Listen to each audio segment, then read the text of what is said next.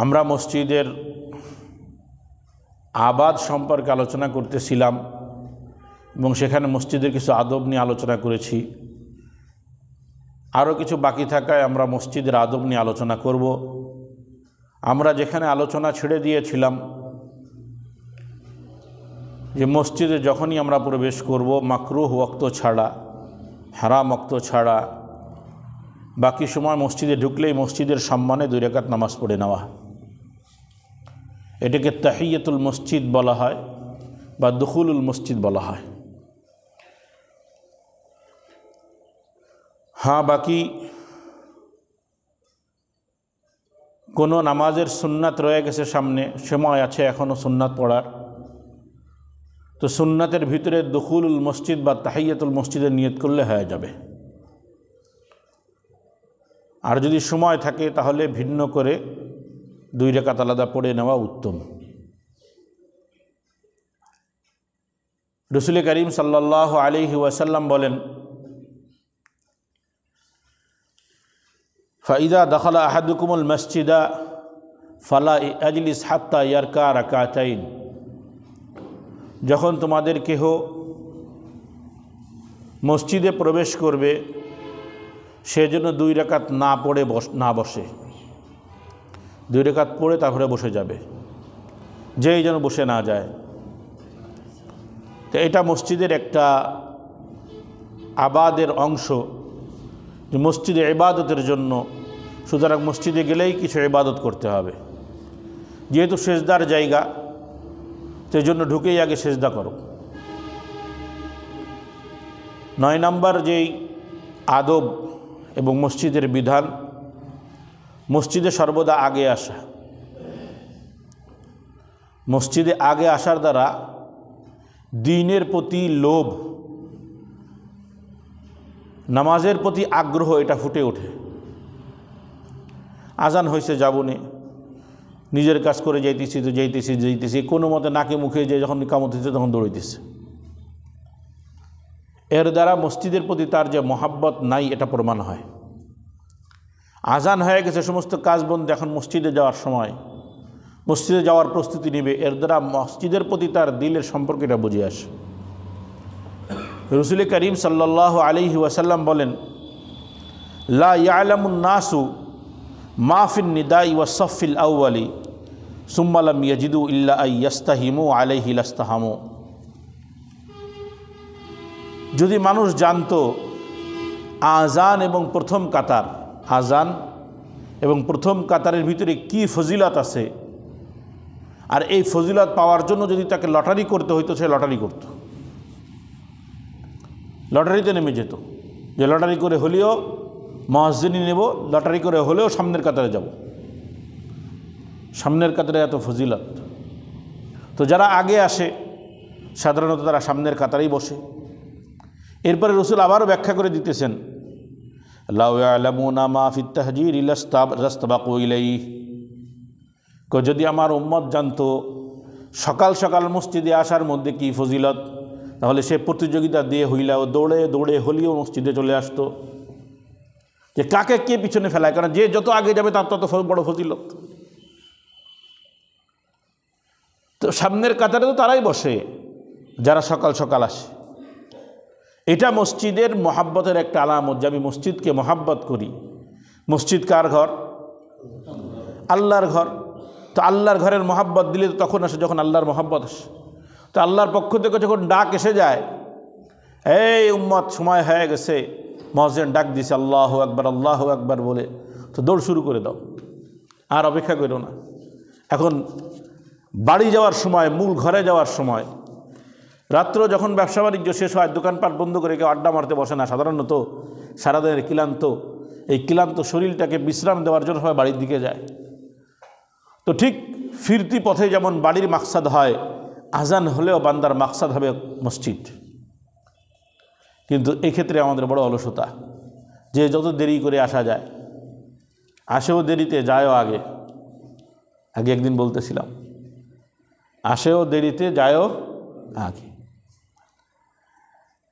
আজান হয়ে গেলে কেউ মসজিদ আগের থেকেই আসে, আজান যদি হয়ে যায় মসজিদ থেকে আর না বের হওয়া, অজু ইস্তেঞ্জা থাকলে সেটা ভিন্ন কথা, যে উজু করতে হবে, উজু ছুটে গেছে, সেটা ভিন্ন কথা। বাকি অজু ইস্তেঞ্জা থাকা অবস্থায় কই যদি অজুতে আসে, পবিত্র অবস্থায় আছে, আজান হয়ে গেছে, তো এটা মসজিদ থেকে বের হওয়া যাবে না, এটা মাকরুহ। এটা খুবই পছন্দনীয় একটা কাজ। এই জন্য যখনই আজান হয়ে যাবে, এখানে মসজিদ দ্বারা মসজিদের ভিতরে শুধু উদ্দেশ্য না, মসজিদ এরিয়ার ভিতরে আসি, মসজিদ এরিয়ার ভিতরে যে আমরা এখানে আসি সামনে, তো এই অবস্থায় আজান হয়ে গেছে, তো ঠিক আছে আর না যাওয়া। কেন? কারণ তহমত আসতে পারে যেই লোকটা মনে হয় নামাজ পড়ে না। নামাজ না পড়া এটা মুমিনের জন্য অনেক বড় একটা তহমত, দোষ, অপবাদ। তো এই জন্য যখনই আজান হবে মুমিন মসজিদের দিকে আসবে, এটাই স্বাভাবিক, এটাই স্বাভাবিক। তবে এমন ব্যক্তি যে অন্য মসজিদের ইমাম অথবা অন্য কোনো মসজিদের মুয়াজ্জিন অথবা মসজিদের নাজেম, এটা আমাদের জামানায় নাই। নাজেম বলা হয় যে ব্যক্তি জামাতের জন্য লোকজনকে জমা করে, যারা মসজিদে আসে। খেলাফত আমলে, ইসলামিক আমলে অনেক সময় থাকতো এরকম, যে আপনি ওখানে চলে যান, এই কোনো এভাবে বসেন, এভাবে বসেন, এভাবে বসেন, বসাই দিত সিরিয়ালভাবে। কারণ সেই সময় বড় বড় মসজিদ একটা দুইটা হইতো, আর সব ছোটো ছোটো মসজিদ, বড় মসজিদের লোক বেশি হইতো। মানুষ যদি পিছনে বসে যায় সামনে জায়গা হবে না, ফাঁকা রয়ে যাবে, ভিড়ের কারণে মানুষ বুঝবে না। মাঝে মধ্যে ইস্তেমার ময়দানে দেখবেন হঠাৎ মাঝখানে ফাঁকা থেকে যায়। কারণ কি? অত বড় জামাত, তো মাঝখানে হঠাৎ ফাঁকা রয়ে গেছে, আর পূরণ করার সুযোগ নামাজ শুরু হয়ে গেছে। কথাটা বুঝে আসে নাই? তো এই জন্য ওই নামাজের ব্যবস্থাপক, ইমাম, মুয়াজ্জিন কেউ যদি হয়, তাহলে সে তার মসজিদের জন্য বের হয়ে যেতে পারে। বাকি যখন অন্য মুসলমানরা আসবে, মসজিদে আসার পর মসজিদ থেকে বের হবে না নামাজ না পড়ে। আর একটা মসজিদের আদব হলো মসজিদে অপ্রয়োজনীয় কথাবার্তা না বলা। মসজিদে অপ্রয়োজনীয় কথা, অনেক মসজিদে লেখা থাকে দুনিয়াবি কথা বলবেন না। এই কথাটা আসলে সহি না। এর দ্বারা উদ্দেশ্য ওটাই যে অপ্রয়োজনীয় কথা বলবেন না। মসজিদে দুনিয়াবি কথা বলা যায়, মসজিদে কি বলা যায়? দুনিয়াবি কথা বলা যায়, কিন্তু আড্ডা বসানো যাবে না, কারণ ওটা অপ্রয়োজনীয়। যে কথার প্রয়োজন নেই তেমন কোনো কথা বলা, এটাও প্রয়োজন নেই। হ্যাঁ, বাকি একটা হঠাৎ একটা কথা আসছে, কোনো একটা মশওরা ছিল, বা একজনের সাথে দেখা হয়েছে অনেক দিন পরে, কুশল বিনিময় করে, হ্যাঁ তোমার আব্বা কেমন আছে, বাবা কেমন আছে, মা কেমন আছে, এভাবে কথাবার্তা বলে কোনো সমস্যা নেই। কারণ আল্লাহর ঘর, ভালো কথা বলবে, সমস্যা কোথায়? হ্যাঁ, অপ্রয়োজনীয় কথা, যে কথার কোনো প্রয়োজন নেই, অর্থ নেই, একটু দেখা হইলো, বসলাম, গল্প গুজব করলাম, কিছুক্ষণ আড্ডা বাড্ডা মারলাম, এরপরে চলে গেলাম। চার দোকানে যেমন অপ্রয়োজনীয় কথা বেশি হয় না, একটু রাজনীতির কথা হয়, একটু হাসিনার কথা হয়, খালেদার কথা হয়, এরশাদের কথা হয়, জামাত ইসলামের কথা হয়, কত কথা, অথচ প্রয়োজন ছিল না। কারণ ওগুলো কইতে গেলেই তো গীবত হয়, তাই না? একজন একজনের দোষ করে, অমুক এই করে সেই করে, তো ছাড়ো। হ্যাঁ, বাকি প্রয়োজন যে কথার, সেই কথা বলা যাবে, সেটা দুনিয়াবি কথা হলেও। উদাহরণস্বরূপ একজনের কাছে টাকা পাই, দেখা হয় অনেক দিন পরে, কী ব্যাপার তুমি সেই লেনদেনটা তো ক্লিয়ার করলা না, এটা প্রয়োজনীয় কথা, সমস্যা নেই। হ্যাঁ, তোমরা দুনিয়াবি কথা বলতেছো এইসব। হ্যাঁ, মসজিদে ব্যবসা বাণিজ্য করা যাবে না, এখানে বসে বসে কি করা যাবে না? ব্যবসা বাণিজ্য করা যাবে না। যে বই এই আমার এই জিনিসটা এভাবে বিক্রি করো, মাল সামানা রেখে মসজিদের ভিতরে ক্রয় বিক্রয় করা জায়েজ নেই। হ্যাঁ, বাকি একজন ব্যবসায়ীর সাথে দেখা হয়েছে, ভাই এই যে আমার ইটগুলো পাঠানোর দরকার কথা ছিল, তো পাঠালেন না। অথবা আরেকজন বললো, ভাই আমার যে টাকাগুলো পাওনা ছিল সেগুলো তো পাঠালেন না, দিলেন না। এ ধরনের কথা, প্রয়োজনীয় কথা বলা যেতে পারে।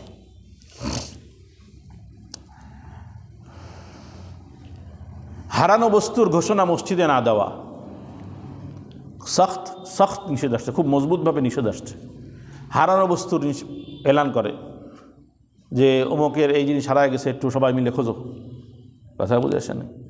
মসজিদে না এলান না দেওয়া। হ্যাঁ, কোনো জিনিস যদি পাই, খেয়াল করেন, হারানো বস্তু হলো হারায় গেছে সেটার ঘোষণা দেওয়া, আর একটা হলো পাওয়া বস্তু, একটু পার্থক্য আছে।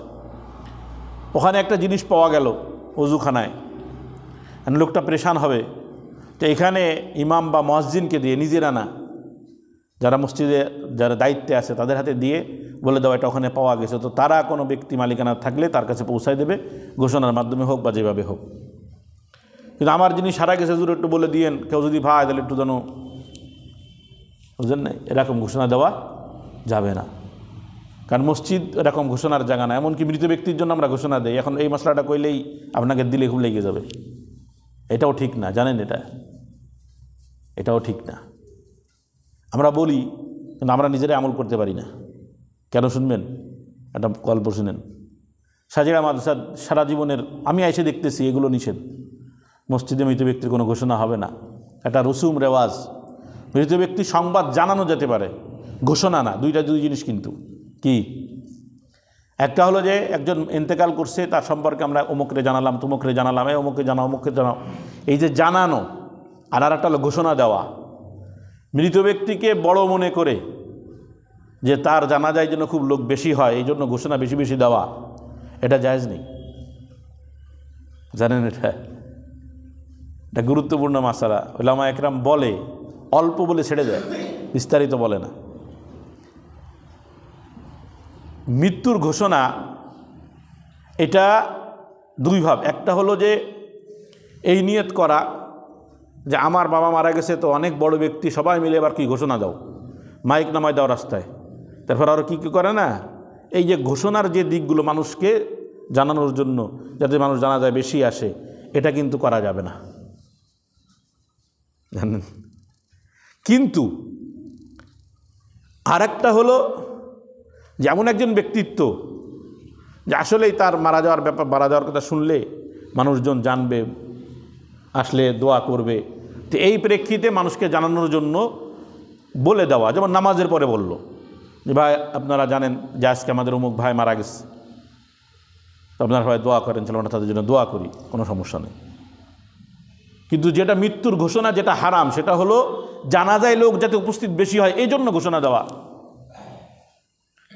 এখন আমাদের মসজিদগুলোতে এলাকার যেই মারা যাক সবাই ঘোষণা দেয়। এখন কথা হলো যে হুজুর অমুকের ঘোষণা দিলাম, অমুক তো বড় ব্যক্তিত্ব, আর আপনার কাছে অমুকে বড় ব্যক্তিত্ব, আমার কাছে তো আমার বাপ বড় ব্যক্তিত্ব, তাই না? যে আপনি তো চাবেন না যে আমার অমুকের বাপের ঘোষণা হলে আমার বাপের ঘোষণা কেন হবে না? দীর্ঘদিন ধরে সাজিরা মাদ্রাসায় আমলটা হয়ে আসতেছে। হঠাৎ একদিন মোহাম্মদ সাহেব রহমতুল্লাহ মারা যাওয়ার পরে হঠাৎ একদিন কেউ ছিল না মাদ্রাসার শিক্ষকরা, এক ছাত্র ছিল মাদ্রাসার মসজিদে, কে যেন মারা গেছে পার্শ্বে, যে বলছে একটু ঘোষণা দিয়ে দিতে হবে অমুকে মারা গেছে। ছেলেটা ঘোষণা দিয়ে দিছে। এটা আসলে আমরাও কেউ জানি না, আমরা কেউ মাসে ছিলাম না, আসলে ছিল কয়েকজন শিক্ষক ছিল, আমরাও কেউ জানি না, কিছুই না। এর মনে হয় কয়েক সপ্তাহ পরে আরেকজন কেউ মারা গেছে। মারা গেলে এবার সে আসছে ঘোষণা দিতে, মনে করেন 12টা-1টার সময়। সে মতো উস্তাদরা সব মাসায় থাকে, আসরের পরে অনেকে থাকে না মাদ্রাসায়, স্বাভাবিক। আসরে ডাক দিয়ে 4টার পরের থেকে কেউ প্রায় থাকে না মাদ্রাসায়, মাগরিব পর্যন্ত প্রত্যেকে যা যার ব্যস্ততায় থাকে। এক সময় দিকে যখন আমাদের সামনে আসছে, হুজুর আমার অমুক একটু ঘোষণা দিয়ে দিন। না না, মসজিদে ঘোষণা দেবেন কেন? জানাই দেন, প্রত্যেকে জানাই দেন, বাড়ি বাড়ি জানাই দেন যে অমুকে মারা গেছে, জানা যায় এই টাইমে। জানানো যেতে পারে, শুভাকাঙ্ক্ষীদেরকে জানানো, ছাত্রদেরকে জানানো, মুরিদদেরকে জানানো, এটা জানানো যেতে পারে। তো এই কথা যখন বলছে খেপে গেছে। শুধু খেপে নাই, তুলকালাম কাণ্ড ঘটাই দিছে মাদ্রাসার ময়দানে, মসজিদের সামনে চিল্লা পাল্লা করে করে মশলা দেন, ফতোয়া মারেন আপনারা আমাকে সামনে এসে, কয়দিন আগে আপনারা ঘোষণা দিয়েছেন। কী রে, আমরা সব অবাক, কীরা ঘোষণা দিল, কে কী হয়েছে, কে ঘোষণা দিছে? অন্য মসজিদে হয়, আমি আর একটা মশলা জানাই দিই মনে, অন্য মসজিদে হয়, আমরা কিছু কেন বলি না, বলবো না ইনশাল্লাহ। এই নিতুল কালাম কাণ্ড বাদায় দিছে সে। ভাই মাদ্রাসার মসজিদ এটা পুরোটা অক্ষকৃত, মাইকও সব অক্ষকৃত, যা আসে সব দান। তো যেটা মসজিদের জন্য খাস হয়ে যায়, এখানে অন্য কোনো এলান দেওয়া যায় না, শুধু মসজিদের কাজের ক্ষেত্রে সব করা যায়। মসজিদের ভিতরে থাকা অনুষ্ঠান, যেমন এই যে আমরা বয়ান করতেছি, ইসলামী মাহফিল করি, জিকির আসকার করি, এগুলোতে মাইক ব্যবহার করা যাবে মসজিদের ভিতরের দিনই কাজে। তো সে না মানবে না, তো অমুকেরটা কেন দিলা? আর আমরা যখন কে দিছি অমুকেরটা, তখন এক হুজুর বলতেছে যে হুজুর অমুক ছেলে এরকম আসছিল, সে তো দিয়ে দিছে, আমরাও শুনছি। কখন দিল? এই টাইমে। সে তো কেউ ছিল না, আরেক কাজ তো সে যাই হোক, সেই ছেলেটা ডাকা হলো, সে বললো যে হুজুর আমি তো জানি না, সে বলছে আমি দিয়ে দিছি। আল্লাহ মাইক চালু করলো কে? মাইক তো ভিতরে আটকানো থাকে, হুজুর সব খোলা ছিল, ঘোষণা দিয়ে দিছি। এখন দেখেন ওই যে একটা ঘোষণা হয়েছে বিধায় এখন তোমার বাপ যেমন বড়, আমার বাবু তো বড়, সবার কাছে সবার বাপ বড়, বুঝছেন নাই? তো এলো অবস্থা। তো এই জন্য মসজিদে মৃত ব্যক্তির এই ধরনের বড় ঘোষণা, জানাজায় বেশি হবে, এই হবে সেই হবে, এই ধরনের ঘোষণা দেওয়ার কোনো প্রয়োজন নেই। আমরা দেখছি আলহামদুলিল্লাহ, আমি নিজে দেখছি।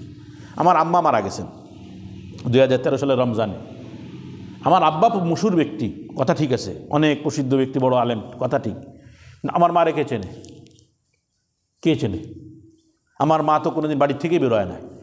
আমরা ফুফুদেরকেও বলেন, মা, আম্মা, দাদি, এদেরকে ভেবে পাইছি। এটা তাদের গায়রাতের ব্যাপার ছিল, আত্মমর্যাদার ব্যাপার ছিল। আমরা দিনবেলা কী করে বেরোই? আসলে বোরখা পরে বেরোবে। মারা গেছেন সকালে, বিকেলে মাগরিবের সময় মারা গেছেন, পরের দিন সকালে 10টায় জানাজা।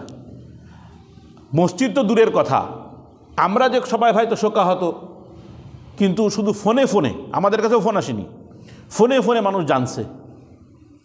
জেনে আপনারা স্টেশন তার জান নাই, বড় একটা মাঠ আছে যেখানে মাহফিল হয়, পুরা মাঠ ভরা মানুষ। রমজান মাসে মাদ্রাসা বন্ধু, ছাত্র নাই, কিছু নাই। কে ডাকছে? কে ডাকছে? আমি অবাক, আমরা সবাই অবাক যে কী ব্যাপার, এত মানুষ কোথার থেকে আসলো। এক তো মহিলার, বিশেষ করে আরও একটা মশলা বলে দিই, যে বিশেষ করে মহিলাদের ব্যাপারে ঘোষণা আরও খারাপ। রসুলের জামানায় তো কোনো মহিলা মারা গেলে রসুলকে অনেক সময় জানাইতো না, জানেন? এটা রসুলকেও জানাইতো না যে মহিলা মানুষ মারা গেছে, চলো আমরা নিজেরা নিজেরা জানাজা পড়ে দিয়ে দিই। এখানে আর একটা মশলা বুঝাই, মহিলাদের জানাজা হয়ে যাওয়ার পরে, জানাজায় লোক আসতে পারে, সমস্যা নেই, জানাজা হয়ে যাওয়ার পরে বিশেষ করে খাটিয়ারা ঢাকবেন কিভাবে, এটা একটা জরুরি। এক তো গোসল দেবে মহিলারাই, দিয়ে এরপরে খাটিয়া যখন ঢাকবে জানাজার জন্য নিয়ে আসার সময়, এমনভাবে ঢাকবে যে চারিদিক থেকে সম্পূর্ণ আটকে যাবে, এবং খাটিয়ার উপরে এমনভাবে উঁচু করে দেবে যাতে করে তার শরীরের কোনো অংশ যেন ওই উপরের চাদরের সাথে না লাগে। পর্দা, কথাটা বুঝছেন না? এরপরে যখন জানাজা হয়ে যাবে, কবরস্থানে তার রক্তের সম্পর্কের আত্মীয় যাদের সাথে পর্দা নাই, তারা ছাড়া কেউ যেতেই পারবে না। কথা বুঝছেন? হারাম, কবিরা গুনাহ, যাইতে তো পারবেনই না। এরপরে তারা তো কবর তো খোলা জায়গায় হয়, তো কবরে রাখার ক্ষেত্রে কি করতে হবে? চারিদিক দিয়ে কাপড় দিয়ে একটা ঘেরা দিয়ে দিতে হবে, কারণ এরপরে তো সরাইতে হবে চাদরগুলো, সরাই লাশ নামাইতে হবে। ছেলে, জামাই বা খালা, তো খালা হলে তো এরা সব মাহরাম, রক্তের সম্পর্কে, যাদের সাথে পর্দা নাই, এরা সবাই নামাবে ধরে। তো নামাইতে গেলে তো কি ইগুলো সরাইতে হবে, চাদরগুলো। চারিদিক থেকে এমনভাবে পর্দা দিয়ে দেন যাতে করে কবর দেওয়ার সময় কেউ না দেখে। হ্যাঁ, সবাই যদি একটু মাটি দিতে শরিক হয়, তো এবার সম্পূর্ণ যখন ঢেকে যাবে, বাসটাস দিয়ে ঢেকে দেওয়া হয়, এরপরে আসো, এসে মাটি দাও। কয়জন আমল করেন এর উপরে? কয়দিন আগে আমি আর তৌফিক মামা গেলাম এক জায়গায়, আমাদেরই পরিচিত, সেখানেও দেখেন সবাই মাহারামই গেছে, তারপরও কিছু লোক ওই জায়গাতে দাঁড়াচ্ছে, বলতেছে ভাই এখানে কিন্তু মাহারাম ছাড়া কেউ আসবেন না, মাহারাম ছাড়া কেউ আসবেন না। কী যেন একখান আছে, দেখতে যায়, দেখার কি আছে? ওরে দেখে যদি মনের মধ্যে একটা ভয় ঢুকতো, যায় হায় মৃত্যু, আমি একটু ভয় পাই, ভয় তো পায় না, মজা নেয়, কবর দেখতে যায়। কবরের জিয়ারতের অনুমতি শরীয়তে কেন দিছে?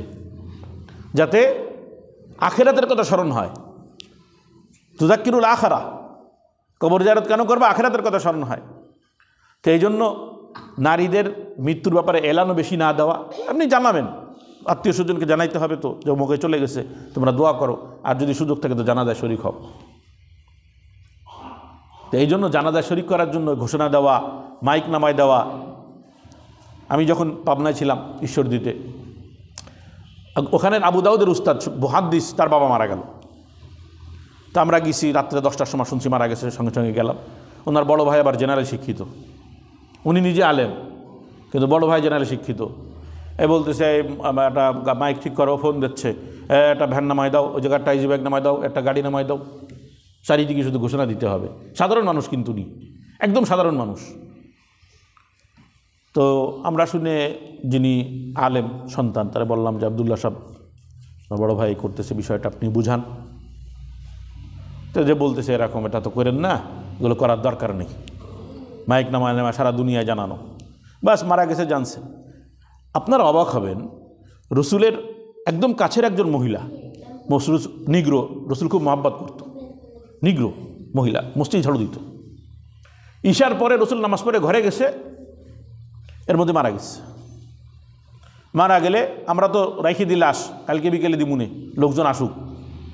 সাহাবাদের জিন্দেগি এমন ছিল না, যত দ্রুত সম্ভব গোসল দাফন সেরে ফেলো, আর দেরি করা যাবে না। মহিলাকে কবর দিয়ে দিছে। 2 দিন পরে রসুল জিজ্ঞেস করে, আর মসজিদে ময়লা কেন? অমুকে কই? রসুল্লাহ, সে তো মারা গেছে। মারা গেছে আমার বলো নাই কেন? রসুল্লাহ, আপনি বিশ্রামে ছিলেন, এই জন্য আপনার আর বলা হয়নি। মানে এটা জানানো খুব বড় কিছু একখান, এটা বোঝানোর জন্য না, এমন কিছু না, বাস জানানো দরকার, জানাই দাও, যাদের যাদের মনে পড়ে জানাই দাও, সবাই শুনবে, দোয়া করবে, বাস শেষ। কিন্তু জানাজা আনার জন্য লোক বেশি বেশি লোক হবে। আজকাল মাহফিলে এরকম প্রতিযোগিতা হয়, জানাজায় প্রতিযোগিতা হয়। আমার বাপের কত জানাজায় কত লোক হয়েছিল, অমুকের জানাজায় কত লোক হয়েছিল, প্রতিযোগিতা দেখায় মানুষ, দেখছেন? মানুষ বেশি হলে কি কাজ হবে যদি আল্লাহর পক্ষ থেকে ক্ষমা না আসে? 10টা লোক জানাজায় শরিক হয়েছে, কিন্তু দিল থেকে দোয়া করছে, আল্লাহ মাফ করে দিবে। হাজার হাজার লোক শরিক হয়েছে, দিল থেকে কেউ দোয়া করে নাই। বড় ব্যক্তিত্ব রাজনীতি করতে বসুন, নেতা মেতা, কিন্তু তাদের দোয়া কবুল হয় নাই, তো ফায়দা কি? এই জন্য মসজিদের আদবের মধ্যে একটা হলো হারানো বস্তুর এলান না দেওয়া, মৃত ব্যক্তির এলান দেওয়া যাবে কি না। এক্ষেত্রে একটা মশলা বোঝেন যে মসজিদের মাইক যদি মসজিদের জন্য অক্ফকৃত না হয়, মসজিদ কর্তৃপক্ষ এই জন্য মাইক রাখে, খেয়াল করেন মশলাটা, কারণ আগে তো শুধু হারাম বলে দিলাম, এবার জায়েজের সুরত বলতেছি যে করা যেতে পারে, যে ওই মাইকের এই জন্যই বরাদ্দ দিছে যে আমরা আমাদের আঞ্চলিক আজান, মুয়াজ্জিন সব আজান দেবে, সাথে সাথে আঞ্চলিক যে সমস্ত কাজগুলো আছে আমরা এই মাইক দিয়ে সারবো। বুঝছেন তো? এবার তাহলে এমন কাজের ক্ষেত্রে যদি কেউ মৃত্যুর ঘোষণা দেয়, জায়েজ আছে। কিন্তু মসজিদের জন্য বরাদ্দকৃত অন্য কোনো কাজে নাই, তো শুধু মসজিদের ভিতরের কাজের জন্য এগুলো ব্যবহার করতে হবে, অন্য কোনো ঘোষণা দেবেন না। বুঝছেন? এই জন্য এখন আমাদের অঞ্চলে একটা পরিবেশ হয়ে গেছে, মরলেই ঘোষণা দাও, মরলেই ঘোষণা দাও। এই জন্য মসজিদ কর্তৃপক্ষ যারা থাকবেন তারা একটা নিয়ত করে এই মাইক কিনবেন যে আমরা আমাদের শুধু মসজিদের জন্য নয়, আজান হবে, এতে আজান এই মাইকে হবে, অন্য মাইক বলে অন্য মাইকেও দিব। আজান তো মাইকে দেওয়া শর্ত না, শর্ত নেই, এটা আবার মাসলা বুঝছেন। মাইক হল আজান, মাইক ছাড়া আজান হবে এমন কোনো কথা নাই। কারেন্ট না থাকলে আবার আজান দেয় না, আজান সুন্নাত, মাইকে দেওয়া সুন্নাত না। এখন মাইকের কেনার সময় বা দেওয়ার সময় নিয়ত করবেন যে আমরা সব কাজের জন্য রাখবো এই মাইকটা। কথা বুঝছেন তো? তাহলে বাইরে নিয়ে ঘোষণা দিতে পারবেন, একটা ছোটো মাহফিল হলে সেটাও করতে পারবেন, আর অন্য কাজও করতে পারবেন, কোনো সমস্যা হবে না। আর একটা আদব হলো কাঁচা পেঁয়াজ রসুন খেয়ে মসজিদে না আসা। এক কথায় এটা হাদিসের ভিতরে আসছে, এই জন্য কাঁচা পেঁয়াজ আর রসুনের কথা বললাম। এক কথা, যেই খাবারটা খেলে মুখে গন্ধ হয়, যেমন পান আছে, জর্দা খেলে মুখে গন্ধ হয় না, এই সমস্ত গন্ধযুক্ত খাবার খায়া মসজিদে আসা যাবে না। কারণ কি? রাসূল করিম সাল্লাল্লাহু আলাইহি সাল্লাম বলেন যে কারণ মসজিদের রহমতের ফেরেশতারা থাকে, রহমত, এই রহমতের ফেরেশতারা এই গন্ধ সহ্য করতে পারে না। তো আপনি কাঁচা পেঁয়াজ তো আমাদের কাছে কষ্টকর না, কাঁচা পেঁয়াজ রসুন যদি আমাদের কাছে কষ্টকর না, ফেরেশতাদের জন্য এটা কষ্টকর, তাহলে আপনি যেই সিগারেট আর ওই গাঞ্জা খেয়ে আইছেন ওগুলো, নাউজুবিল্লাহ। আগে যে সিগারেটগুলো চলতো, মানে আমি তো আর খাই নাই, শুকছি যে ওই যে মানুষজন খাইলে গন্ধ আসতো নাকে, সহ্য করা যাইতো। ইদানিং যেগুলো খাচ্ছে, ইদানিং সহ্য করা যায় না। ওই আগের সময় যে গাঁজা খাওয়ার গন্ধ, আমি এগুলো সম্পর্কে জানি কেন জানেন? কারণ আমাদের যে এলাকাটা, মানে বাড়ির এলাকাটা, এটা কিন্তু মাদকদ্রব্য এলাকা। যশোর রেল স্টেশন যে এলাকাটা, এটা মাদকদ্রব্য এলাকা। মানে মাদ্রাসার এ পাশও মাদক, ও পাশও মাদক, শুধু মাদ্রাসার অংশটুকু খালি, ওইটুকু ভালো আছে। বড় এলাকা নেই মাদ্রাসা, এ পাশেও মাদক ছিল, ও পাশেও মাদক। যাই হোক, পরবর্তীতে এই যে এর আগে সেনাবাহিনী নাম ছিল যখন, অপারেশন ক্লিন হার্ট না কি যেন একটা দিয়ে, ওই সময় বেশ সাফ করলো আমাদের এলাকা। তারপর এখন একটু টুকটাক আছে। তো গাজার যে গন্ধটা বর্তমান সিগারেটে, এই গন্ধ পাই আমি, আর আপনারা পান কিনা আমি জানি না। রহমতের ফেরেশতারা সরে যায় তার থেকে। তো মসজিদে রহমতের ফেরেশতা তো আমাদের জন্য আছে, আর আপনি সিগারেট খেয়ে আসবেন, কাঁচা পেঁয়াজ খেয়ে আসবেন, জর্দা খেয়ে আসবেন, তো আপনি আসেন না, কারণ আপনার কারণে ফেরেশতারা চলে যেতে পারে। আপনি আসেন না মসজিদে, কারণ আপনি মুসলমানের বাধা দেবেন, কারণ ও মুসলমানই তো না, মুমিন না, মুসলমানই না। কারণ মুসলমান হলে তো কথা শুনতো। মুসলমান কারে বলে? যে ইসলামের উপরে চলে, ঈমান থাকবে, কিন্তু মুসলমান না। মুহতারাম, এই জন্য দুর্গন্ধযুক্ত কোনো খাবার বা এগুলো খেয়ে আপনার মসজিদে না আসা, কিছু যুবক ছেলেপেলে টাইগার খায়, আরও যেন কী কী খায়, এগুলোর মধ্যে দুর্গন্ধ আছে, এগুলো খেয়ে মসজিদে না আসা, মুখ পরিষ্কার করে তারপরে মসজিদে আসবে। মুখ পরিষ্কার করে আসতে পারবে, খাইলে আসতে পারবে না তা না, ওটা তো আর মদ না, কিন্তু মুখ পরিষ্কার করে তারপরে আসবে। বাচ্চা বা পাগল এদেরকে মসজিদে আনবে না। এবার একটা কথা আছে, বাচ্চা পাগলের কথা কইলে, বাচ্চাদের কথা কইলেই একটা এশকাল আসে। কয়দিন আগে আপনার মিডিয়ায় খুব একটা আলোড়ন সৃষ্টি হইল যে তুরস্কের যে প্রেসিডেন্ট এরদোগান, সে একটা ঘোষণা দিল যে মসজিদের পিছনে যদি বাচ্চাদের আওয়াজ না পাওয়া যায় তা ভবিষ্যৎ প্রজন্মকে নামাজি করবা কেমনে, তাই না? যুবকরা তো অনেকেই দেখছে মিডিয়ায়। এই কথাটা ভুল না, কথা ঠিক, কিন্তু আমরা ভুল নিছি কি ভুলভাবে। ওখানে উদ্দেশ্য হলো যে সমস্ত বাচ্চারা ভালো মন্দ বুঝে, খেয়াল করবেন, যে সমস্ত বাচ্চারা কি ভালো মন্দ বোঝে, যে নামাজের সময় কথা বলতে হয় না, দৌড়দৌড়ি করতে হয় না, চিল্লাপাল্লা করতে হয় না, এইরকম বাচ্চা, এদেরকে কি করতে হবে? মসজিদে আনতে হবে। আর বড় বড় মসজিদ যেগুলো হয় সাধারণত বাচ্চাদের একটা জায়গা থাকে, কারণ প্রত্যেক মসজিদের সাথে একটা শিক্ষালয় থাকে। আমাদের দেশে এইগুলো প্রচলন নাই, মক্তব থাকতে হয়, বাচ্চারা আসবে, মক্তবে পড়বে, একটু খেলা করবে, কিন্তু আমাদের মসজিদগুলোর সাথে এগুলো থাকে না, আমরা আলাদা করে ফেলাইছি মসজিদ মাদ্রাসা সব। তো এখন সে কথাটা বলছে একভাবে, আর আমরা নিছি কি, দেখেন আমাকে বাংলাদেশের মৌলবীরা বাচ্চাকে মসজিদে আনলি রাগ করে।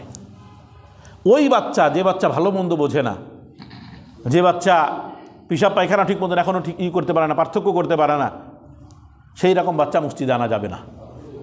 আমি আমার উদাহরণ দিই, আমি সেদিন কোন জুম্মায় খুতবা দিতেছি, মানে মূল খুতবা চলতেছে, যে সময় কথা বলা হারাম, নামাজ পড়া হারাম, এই টাইমটাই ঠিক এই দরজা বরাবর ওই পাশে একজন লোক বসা বাচ্চা নিয়ে। তা আমি খেয়াল করিনি, খুতবার মধ্যে যেহেতু আমি তাকাই চারিদিকে, এই জন্য ওইদিকে নজর গেছে, দেখতেছি বাচ্চাটা বারবার শুধু উঠতেছে আর বাপরে চাপ দিচ্ছে কোনো কাজে। তো বাপ শুধু বুঝাচ্ছে, বসো বসো, বসবে না, দৌড়বে। তা আরও 2-3 জন দেখলাম ওই বাচ্চারা ঠেকাই দিচ্ছে, মানে ঠেকাই পারতেছে না তারে, এখানে আরও 2-3 জন তারা ঠেকাইতেছে, বুঝাইতেছে খুতবা শোনা ওয়াজিব, কথা বলা হারাম, আপনি ওই অবস্থায় বাচ্চারা নিয়ে এসে পরে খুতবার ইবাদতটা নষ্ট করে দিয়েছেন। এইরকম বাচ্চা মসজিদে আনা যাবে না। হ্যাঁ, 4 বছর 5 বছর 6 বছর হয়ে গেছে, যে ভালো মন্দ বুঝে, দেখ চুপ বসো, কথা বলা যাবে না, তো ওই বাচ্চা বুঝে যাবে এখানে কথা বলা যাবে না। তাহলে এইরকম বাচ্চা যারা, এদেরকে আনা যাবে। তো এরদোগান উনি বললেন এক ধরনের, আর আমরা নিলাম আর এক ধরনের। এইবার পুরা মিডিয়া তোলপাড়, বাংলাদেশের মৌলবীরা বাচ্চাকে মসজিদে আনতে নিষেধ করে কেন? কথা বুঝে আসে না? রসুল করিম সাল্লাল্লাহু আলাইহি ওয়াসাল্লাম কেন নিষেধ করে তার দলিল দিতেছি। রসুল করিম সাল্লাল্লাহু আলাইহি ওয়াসাল্লাম বলেন, জান্নিবু মাসাজিদাকুম সিবিয়ানাকুম ওয়া মাজানিনাকুম, যাই শুনে রাখো উম্মত, মসজিদ থেকে বাচ্চাদেরকে এবং পাগলদেরকে দূরে রাখো। কে বলছে? এই যে দলিল, কথা বুঝছেন নি? বাঙালি একটা পায়ে শুধু লাফানো শুরু করে, একটা পায়ে কি করে? লাফানো শুরু করে দেয় যে পাইছি একখান। মৌলবীদের বিরুদ্ধে যদি কিছু পাওয়া যায়, মনে করেন মৌলবীর সাহেবরা, আলেমরা সারা জীবন একটা ফতোয়া দিতেছে, এই করো, এইভাবে চলো, এইভাবে চলো, হঠাৎ এর বিপরীত একটা কিছু পায়, তো একদল মনে করে পাইছি একখান কিছু, এবার দৌড়া, এবার ওই নিয়ে শুরু করে দেয়। আপনারা বুঝছেন নি? মেহতারাম, বাচ্চাদেরকে মসজিদে আনা যাবে, কিন্তু যে বাচ্চা বোঝে, ভালো মন্দ বোঝে, নামাজের ব্যাঘাত ঘটাবে না। আর যেই বাচ্চা নামাজের ব্যাঘাত ঘটাবে মনে হয়, তাহলে এমন বাচ্চাদেরকে মসজিদে না আনা, বাড়িতে রেখে আসা। মসজিদে জানাজার নামাজ পড়া যাবে কিনা, এই মাসলাটাও বুঝেন। মসজিদে জানাজার নামাজ পড়া মাকরুহে তাহরিমি। জানাজার নামাজ হবে খোলা মাঠে, ঈদগাহ ময়দানে, অথবা জানাজা গাহ যদি আলাদা থাকে সেখানে পড়া যাবে, জানাজা সেখানে পড়তে হবে। মসজিদে লাশ ভিতরে রাখেন অথবা মসজিদের বাইরে রাখেন, কাতার মসজিদের ভিতরে করেন, সব সুরতে কিন্তু মাকরুহ। খেয়াল করবেন, মশলাটা বুঝতে হবে। উদাহরণস্বরূপ আমাদের এই সামনে মনে করেন একটা দরজা করে দিছি, আমরা করে দিয়ে ওই পাশে লাশ রাখছি, আর ইমাম সাহেব কোথায় দাঁড়াইছে? ভিতরে। আর আমরা সবাই এখানে দাঁড়ানো, জানাজা পড়ে নিলাম। ঢাকা শহরে দেখবেন এরকম হয়, খেয়াল করবেন, তাই না? তারা ঢাকায় গেছেন, দেখছেন প্রত্যেক মেম্বারের পাশে একটা দরজা আছে, ওটা মূলত ওই জানাজা ঘর, বাইতুল মুকাররমে আছে। যাক, এটা কেন ওখানে আছে, আমরা না করতেছি কেন বলতেছি। তো এইভাবে কোনো সুরতেই মসজিদে জানাজা হওয়াটা এটা মাকরুহ। হ্যাঁ, ওজোর যদি থাকে, যেমন বৃষ্টি হইতেছে, এত বৃষ্টি যে বাইরে দাঁড়ানো যাবে না, সব ভিজে যাবে, তো এই অবস্থায় লাশটা কেমনভাবে রাখা যাতে মসজিদের বাহিরে লাশ রেখে সবাই মসজিদের ভিতরে থেকে জানাজা পড়ে নিতে পারে। রাসূল করিম সাল্লাল্লাহু আলাইহি ওয়াসাল্লাম মাত্র একবারই বৃষ্টির কারণে মসজিদে জানাজা পড়ছেন, একবারই, বাকি এরপরে আর কোনোদিন রাসূল পড়েন নাই। এমনকি উবাই ইবনে কাব রাদিয়াল্লাহু তাআলা যখন ইন্তেকাল করছেন, কারিউল কুররা, এত বড় সাহাবী, বড় আলেম সাহাবী, তো আম্মাজান আয়েশা বলছেন এত বড় ব্যক্তিত্ব মারা গেছে, তো আপনারা যদি একটু জানাজাটা মসজিদে পড়তেন তাহলে আমিও শরীক হইতাম। সাহাবা আম্মাজান আয়েশা কিন্তু বলছে, খেয়াল করেন কে বলছে, আম্মাজান আয়েশার ক্ষমতা কি কম নি, তারও হাজার হাজার ছাত্র। সাহাবা একরাম বলছে না না, তা করা যাবে না, এটা সুন্নতের খেলাফ। কিসের খেলাফ? সুন্নতের খেলাফ। ওজোরের কারণে মসজিদে পড়া যেতে পারে। ঢাকা শহর ওয়ালারা মসজিদে পড়ে কেন? কারণ তাদের দাঁড়ানোর জায়গায় তো নেই। তবে ঢাকা শহরে কিছু জায়গা আছে, যেমন মালিবাগের পাশে এক মসজিদ ছিল, কলোনি মসজিদ, ওখানে দেখলাম মসজিদের সামনে ঘর করে থিয়ে দিয়েছে, ওখানে লাশটাকে ভিতরে নামাজ পড়ে। বিশাল ময়দান সামনে, 3টা স্কুল, বড় বড় 3টা স্কুল, গার্লস স্কুল, তারপরে হাই স্কুল, আরও কী কী যেন রয়েছে অনেকগুলো স্কুল, এত বড় মাঠ, তারা মসজিদের সামনে কী থুয়ে দিছে? জানাজা রাখছে। তাদের জন্য মাকরু। হ্যাঁ, যাদের জায়গা নাই, এমন রাস্তা নাই যেখানে দাঁড়াইলে গাড়ি টাড়ি ক্ষতি হবে না, তো এমন জায়গার জন্য মসজিদের বাইরে লাশ রেখে মসজিদে পড়তে পারবে, এটা ওজোর। তাছাড়া মসজিদের ভিতরে কোনোভাবে কী করা যাবে না, লাশ নেওয়া। অনেকে মাসলাটা জানে না, অনেকেই মাসলাটা জানে না। এই কই বললাম না, আমি আর তৌফিক মসজিদিন জানাজায় গেছি, আমাদেরই আত্মীয় মানুষ, আর ঈদগাহ ময়দান সামনে, ঈদগাহ ভিতরে মসজিদের সামনে, এরকম আমাদের এটার মতন আর কি, অনেকটা এরকম আর কি।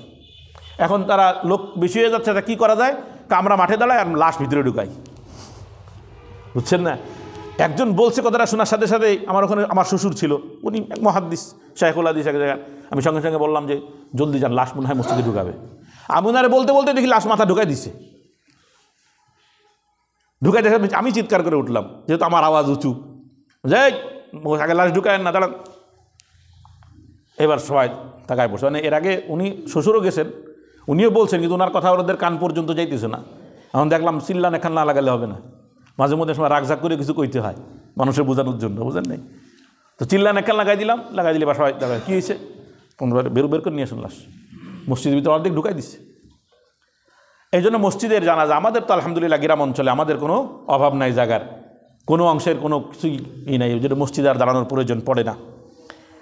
মসজিদকে রাস্তা বানাবে না, এটা মসজিদের একটা আদব। মসজিদের 2 পাশে গেট মনে করেন, 2 পাশে গেট, এখন চিন্তা করে যে ওই দিক দিয়ে ঘুরে যেতে হবে না, এই ভিতর দিকে চলে যায়। আসলে অনেক সময় মসজিদের 2 পাশে গেট থাকে বিভিন্ন জায়গায়, প্রায় মসজিদই থাকে। তো মসজিদকে চলাচলের রাস্তা বানানো যাবে না। নাপাক অবস্থায়, অর্থাৎ গোসল ফরজ হয় এরকম নাপাক অবস্থায় মসজিদে প্রবেশ করা যাবে না। কেউ যদি মসজিদে ঘুমায়, মসজিদে ঘুমানোর মাসলা আমি বলবো এখন, তো এই অবস্থায় যদি কারোর নাপাক হয়ে যায়, স্বপ্নদোষ হয়েছে, তো সেই অবস্থায় সে নাপাকটা কেমনভাবে হেফাজত করবে যাতে মসজিদে না লাগে, এরপরে মসজিদ থেকে বের হয়ে চলে যাবে। সামনের দেওয়ালে এমন কিছু টাঙ্গাবে না, ক্যালেন্ডার বা লেখা, যার দ্বারা নামাজের মনোযোগী ওইদিকে চলে যায়। সামনের দেওয়ালে মসজিদে থাকা খাওয়া যাবে কিনা, এই মাসলা বলে আমি আমার আলোচনা শেষ করে দিচ্ছি। মসজিদে তাবলিগওয়ালারা আসে, দেখবেন বেডিং পুস্কা নিয়ে থাকে 3 দিন। তো এই যে থাকা, এই ব্যাপারে অনেকেরই প্রশ্ন, আমি এগুলোর সমাধান এখন উলামা একরাম দিয়ে দিছে, যে মসজিদে থাকা খাওয়া জায়েজ নেই, মসজিদে থাকা খাওয়া কি নাই, জায়েজ নেই, সুতরাং তাবলিগওয়ালারা কেন থাকে না? মসজিদে থাকা খাওয়া জায়েজ আছে। হ্যাঁ, মসজিদে ইবাদতের জায়গা, থাকা খাওয়াটা হলো প্রাসঙ্গিক হবে, আর মূল হলো ইবাদত হবে। তো ইবাদতের কারণে কেউ যদি মসজিদে থাকে, তো সেই ব্যক্তি যেমন মসজিদে ঘুমাইতে পারে, যেমন মসজিদে কী করতে পারে, আপনার খানা খাইতে পারে, ঠিক ওই রকম কোনো ব্যক্তি যদি মসজিদে খাওয়া দাওয়া করতে হয়, তো আগে মসজিদে ইবাদতটা মাকসাদ থাকতে হবে। যেমন আমাদের এতেকাফওয়ালারা থাকে, খাওয়া দাওয়া সব মসজিদে না, তাবলিগওয়ালারাও যখন মসজিদে আসবে এতেকাফের নিয়তে ঢুকতে হবে। যারা তাবলিগ করেন তারা জানেন, আপনাদেরকে এই তালিম দেওয়া হয়, হেদায়েতি বয়ানে আরও বয়ানে দিয়ে দেয় না, যে যখন মসজিদে যাবেন এতেকাফের নিয়ত করতে হবে, কারণ এতেকাফের নিয়ত করে ঢুকলে মসজিদে খাওয়া দাওয়া সব জায়েজ আছে। সাহাবা একরাম মসজিদে শুধু খাওয়া করতেন না, ঘুমাইতেন। ইবনে উমর রাদিয়াল্লাহু তাআলা আনহু বলতেছেন, কুন্না নানামু আলা আহদি রাসূলিল্লাহি সাল্লাল্লাহু আলাইহি ওয়াসাল্লাম ফিল মসজিদি ওয়া নাহনু শাবাবুন, তিরমিজি শরীফের হাদিস। ইবনে উমর বলেন, যে রসুল করিম সাল্লাল্লাহু আলাইহি সাল্লাম জীবিত থাকতেই আমরা মসজিদে ঘুমাইতাম, আর আমরা যুবক ছিলাম। কি বলছে? যুবক যুবক যুবক বুঝছেন কি ইশারা দিছে? মানে আমাদের তো কি যুবক হওয়ার কারণে স্বপ্নদোষ হয়ে যাওয়ার সম্ভাবনা ছিল, তারপরে আমরা ঘুমাইতাম, রসুল কখনো নিষেধ করেন নাই। এছাড়াও সাহাবা একরামের থেকে বিভিন্ন আমল পাওয়া যায়, যেমন তুহফাতুল আহওয়াজির মধ্যে এই যে কিতাবের কথা বললাম, এই কিতাব হলো এক আহলে হাদিস বড় আলেম লিখছেন, আহলে হাদিস বড় আল তিরমিজির সরা। তিনিও ওখানে বলেছেন যে কদ কান আসহাবু রাসূলিল্লাহ সাল্লাল্লাহু আলাইহি ওয়াসাল্লাম ইয়াবিতুনা ফিল মসজিদ, রসুলের সাহাবীরা মসজিদে ঘুমাইতো। আগের রাত্রের ঈশার নামাজ পড়ে সব মসজিদে থেকে যেত, একেবারে শেষ রাত পর্যন্ত বিশ্রাম নিয়ে এরপর নামাজে দাঁড়ায় যেত। তাহলে বোঝা গেল মসজিদে থাকা যায়। ওটাও বলো, অত দলিলের দরকার নাই। আসহাবে সুফা যারা ছিল মসজিদে, তারা সব তালিমের কাজ করতো, শিক্ষার কাজ করতো, তারা কোথায় থাকতো? মসজিদে নববীতে থাকতো। এই জন্য তাবলিগওয়ালাদের উপরে খামাখা ইশকাল করা যে মসজিদে থাকে, এরা মসজিদে কীভাবে থাকে, খাওয়া দাওয়া কীভাবে করে। মসজিদ তো ইবাদতের জায়গা। হ্যাঁ, অনেক সময় আছে যে মুসাফির, খেয়াল করবেন, মুসাফির খাবার খাওয়ার প্রয়োজন, খাবার তার কাছে আছে, এখন মসজিদের পাশে আছে, মসজিদে ঢুকে খানাটা খেতে চায়, তো তার জন্য আদব জরুরি না? কি আদব? হলো মসজিদে ঢুকেই আগে নামাজ পড়ে নেওয়া। কেন? যে মসজিদ যেহেতু নামাজের জায়গা, আমি নামাজ পড়ে নিলাম, এরপরে আমি প্রয়োজনটা সেরে ফেললাম, এটা উত্তম। আর তাবলিগওয়ালারা তো আগেতে বলছি যে তারা এতেকাফের নিয়তে এখানে ঢোকে। এই জন্য মসজিদে যখনই আসবো, মসজিদে আসার আগে সর্বপ্রথম যে কাজ আমি প্রথমেই বলেছিলাম যে গত সপ্তাহে, দোয়া করে ঢুকবো, দোয়া করে বের হব। অতিরিক্ত সময় থাকলেই মসজিদে কিছু নফল নামাজ পড়ে নেব, বসার আগেই কিছু 2 রাকাত নফল নামাজ। যদি সম্ভব না হয় সুন্নাত পড়ার সময় নিয়ত করে নিব তাহিয়াতুল মসজিদ বা মসজিদে প্রবেশের যে নামাজ, এই নামাজটা পড়ে নেওয়া। সময় না থাকলে ফরজে ঢুকে যাওয়া, কোনো সমস্যা নেই। মসজিদকে আবাদ করা এটা মুমিনের আলামত। শুরুর জুম্মায় বলেছিলাম, 4 জুম্মা আগে, যে মসজিদ আবাদ করা, আমি যে মুমিন, এই মুমিনের আলামত পরিচয় হলো সে মসজিদ আবাদ করে, মসজিদ থেকে সে অনীহা দেখায় না। এই জন্য যখনই আজান হবে, যখন ডাক চলে আসবে, তখনই ডাকে সাড়া দেওয়া, মসজিদমুখী হওয়া। আল্লাহ তাআলা আমাদেরকে তৌফিক দান করুক।